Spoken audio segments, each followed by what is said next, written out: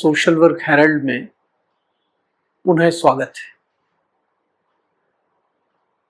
आज हम आपको समाज कार्य के प्रमुख व्यक्तियों की श्रृंखला में आपका परिचय कराएंगे प्रोफेसर गौरी रानी बनर्जी से। आप में से बहुत सारे लोग ऐसे होंगे जिन्होंने प्रोफेसर गौरी रानी बनर्जी का नाम तो सुना होगा, लेकिन उनका समाज कार्य में क्या योगदान है, विशेषतः भारतीय समाज कार्य में क्या योगदान है, उसके बारे में कम जानकारी होगी। गौरी रानी बनर्जी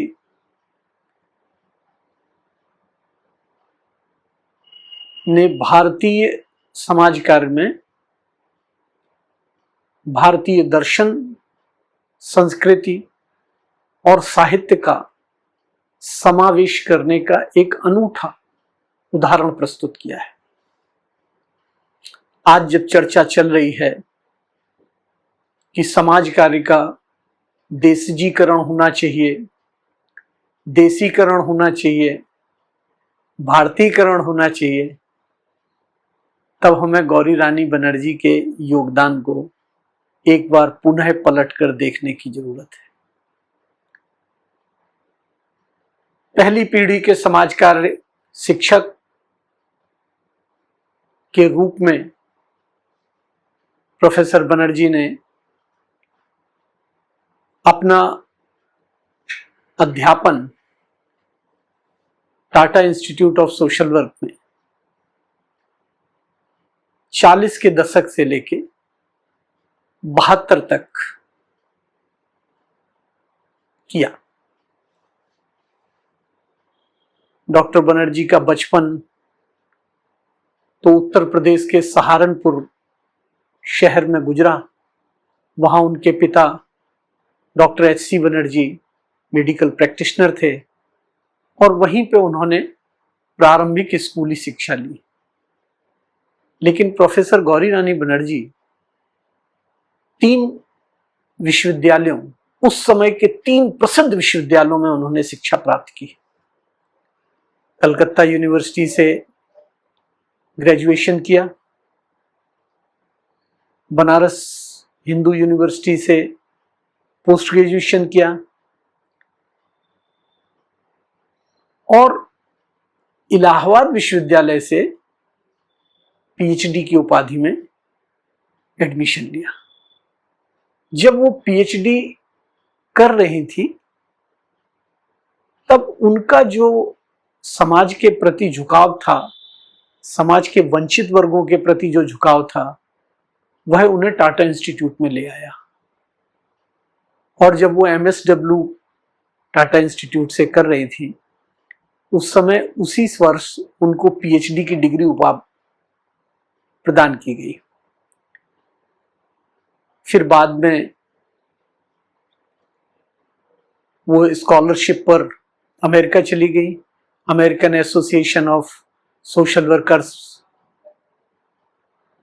के साथ, और लगभग 3 दशकों तक समाज कार्य की शिक्षा के लिए उन्होंने वो सब प्रयास किए कि वेस्टर्न परिवेश की शिक्षा को भारतीय शिक्षा, भारतीय संस्कृति और भारतीय समाज पर कैसे लगाया जाए। एक जमाने में जब वो विदेश गई और वहां पे जो उनकी मुख्य शिक्षिका थी डोरा गोल्डस्टीन, वह उनकी इतनी प्रिय शिष्य थी कि उनको डोरा गोल्डस्टीन की आंख का तारा कहा जाता था। और American association of medical social workers ने उनको उस समय स्कॉलरशिप प्रदान की। लौट कर आके उन्होंने टाटा इंस्टीट्यूट में medical and psychiatric social work विषय का विशेषीकरण प्रारंभ किया और उसी के साथ उन्होंने प्रैक्टिस भी शुरू की मुंबई के तमाम सारे चिकित्सालयों में।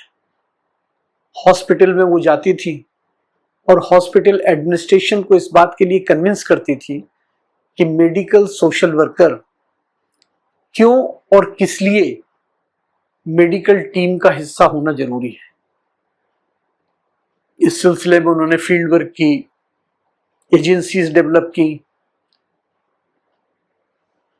बहुत सारे उनके विद्यार्थियों को उन्होंने हॉस्पिटल में नौकरी दिलवाई। और बाद में इस बीच में जब वो लिखती रही तो उन्होंने भारतीय शास्त्रों से उद्धरण और उदाहरण लेकर समाज कार्य का ताना बाना बुना। उनका एक लेख प्रकाशित हुआ Indian journal of social workers में, सोशल वर्क में, social workers should look at Ramayana. Gita के श्लोकों को और गीता के ज्ञान को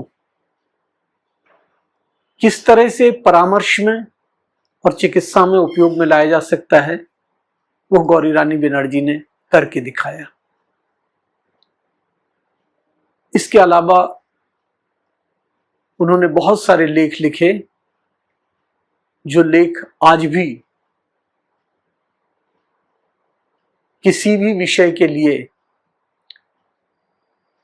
मार्गदर्शक हो सकते हैं कि किस तरह से विभिन्न विषयों को इंटरडिसिप्लिनरी प्रयोग किया जा सकता है। बड़ा आश्चर्य है कि 1972 में रिटायर होने के बाद वो कहां गई, कहां रही और उन्होंने क्या किया, उसके बारे में ज्यादा उल्लेख नहीं मिलता।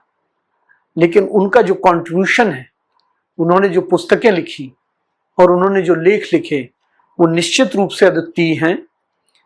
हॉस्पिटल सोशल सर्विस के नाम से एक किताब, organisation of hospital social work के नाम से एक दूसरी किताब, ट्यूबरक्लोसिस पे एक तीसरी किताब, फिजिकल डिसेबिलिटी की बात उस समय उन्होंने प्रारंभ की 60-70 के दशक में। इसके अलावा बहुत सारे शब्दों को, भारतीय शब्दों को, जैसे धर्म,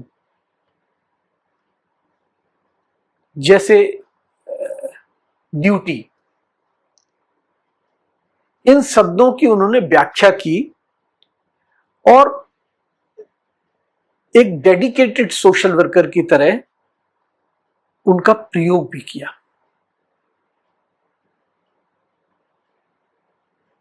आज के इस एपिसोड में इतना ही। आपको यह कैसा लगा हमें जरूर लिखिएगा। आपके सुझाव, आपके विचारों का हमें स्वागत रहेगा। सोशल वर्क हेरल्ड से जुड़ने के लिए आपका बहुत बहुत धन्यवाद। इस श्रृंखला में अगली बार हम मिलेंगे और आपका परिचय कराएंगे प्रख्यात गांधीवादी, गांधी विचारक प्रोफेसर के.डी. गंगराडे का। इंतजार कीजिए नए एपिसोड का। धन्यवाद, नमस्कार।